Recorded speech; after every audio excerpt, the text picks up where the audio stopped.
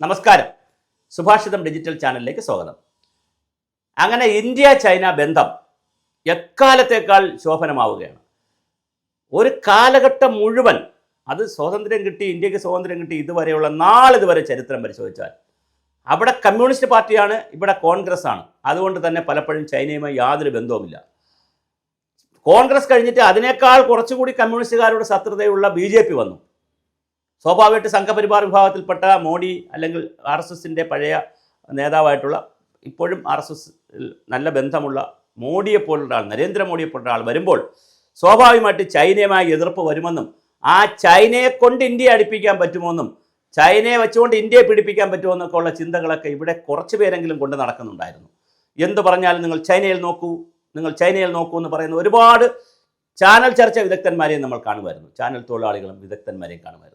പക്ഷെ അവർക്കെല്ലാം മുഖത്തേറ്റ അടി പോലെ ട്രംപിന് കൊടുക്കുന്ന അടി വേറെ ഒരുപാട് പേർക്ക് കൊടുക്കുന്ന അടിയാണ്. നമ്മളെ ഇന്ത്യയെ സംബന്ധിച്ചിടത്തോളം ഒരു രാഷ്ട്രത്തോടും ഒരു ശത്രുതയുമില്ല.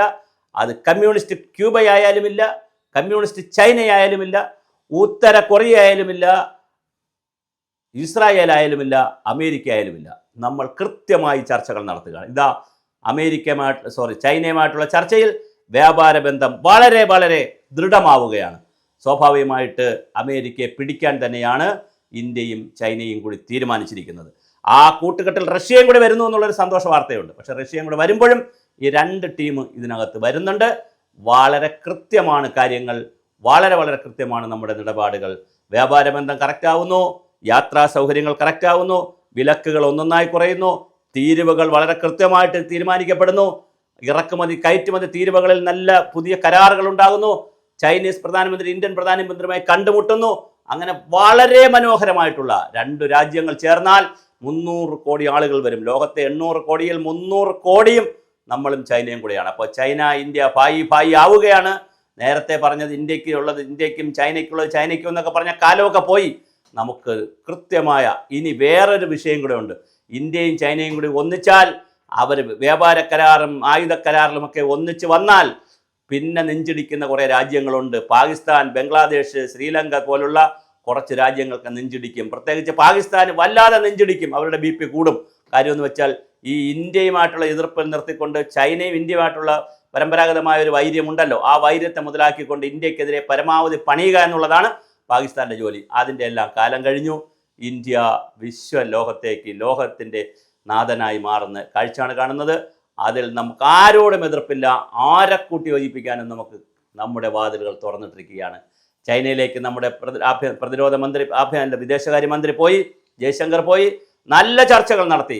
പ്രധാനമന്ത്രിയും അവിടുത്തെ പ്രധാനമന്ത്രിയും തമ്മിൽ ചർച്ചകൾ വരുന്നു. എന്തായാലും ശുഭവാർത്തകളാണ് വരുന്നത്. ഇന്ത്യ ചൈന ഭായി നല്ല ബന്ധമുണ്ടാകട്ടെ. അതിലൂടെ ലോക പോലീസായി ചമഞ്ഞ് നടക്കുന്ന, ലോകത്തെ സാമ്രാജ്യത്വത്തിലൂടെയും ബൂർഷ്വാസി എന്നൊക്കെ പറഞ്ഞ് കോർപ്പറേറ്റ് വൽക്കരണത്തിലൂടെ ലോകത്തെ മുഴുവൻ കീഴടക്കാൻ നടക്കുന്ന അമേരിക്കയ്ക്ക് ഒരു അടി കൊടുക്കേണ്ടതിൻ്റെ കാലമായി. ഇനി അമേരിക്കയുടെ അത്തരം നാളുകൾ താഴേക്ക് തന്നെയായിരിക്കും പോകുന്നത്. അതൊരു ട്രംപിലൂടെ ആകുന്നു എന്നുള്ളപ്പോൾ, ഒരു വിനാശകാരിയായ ഒരു ഭരണാധികാരിയുടെ നേതൃത്വത്തിലാകുമ്പോൾ അതിനൊരു സൗന്ദര്യം കൂടും. നമ്മൾ അമേരിക്കയ്ക്കെതിരല്ല. അതുകൊണ്ടാണ് നമ്മളിതെല്ലാം പറയുമ്പോഴും ഇന്ത്യ ട്രംപുമായും ചർച്ച വച്ചിട്ടുണ്ട്. മര്യാദയ്ക്കെങ്കിൽ മര്യാദ, വെല്ലുവിളിയെങ്കിൽ വെല്ലുവിളി. ഇത് മാത്രമേ ഉള്ളൂ ഇന്ത്യയുടെ രീതി. ഞാനൊരു കാര്യം കൂടെ പറഞ്ഞ് അവസാനിപ്പിക്കാം. മോഹൻലാലിൻ്റെ ഒരു നല്ല മനോഹരമായ മുദ്രാവാക്യമുണ്ട്, ഒരു ഡയലോഗുണ്ട്. നമ്മളായിട്ട് ആരെയും ചൊറിയാൻ പോവില്ല, പക്ഷെ നമ്മളെ ചൊറിഞ്ഞാൽ മാന്തി പറിക്കും. അത് ഡോളറിൻ്റെ കാര്യത്തിലായാലും പാകിസ്ഥാൻ്റെ കാര്യത്തിലായാലും ഇന്ത്യ തെളിയിച്ചുകൊണ്ടേയിരിക്കുന്നു. അതുകൊണ്ട് തന്നെ ലോകം ഇന്ത്യക്ക് വേണ്ടി കൈയടിക്കുന്നു. ഇന്ത്യയുടെ ശബ്ദം കേൾക്കാൻ ലോകം ഇങ്ങോട്ട് കണ്ണും കാതും തിരിച്ചു വച്ചിരിക്കുന്ന മനോഹരമായ കാഴ്ച. ഇന്ത്യ ചൈന ഭായി ബന്ധം ഊഷ്മളമാവട്ടെ.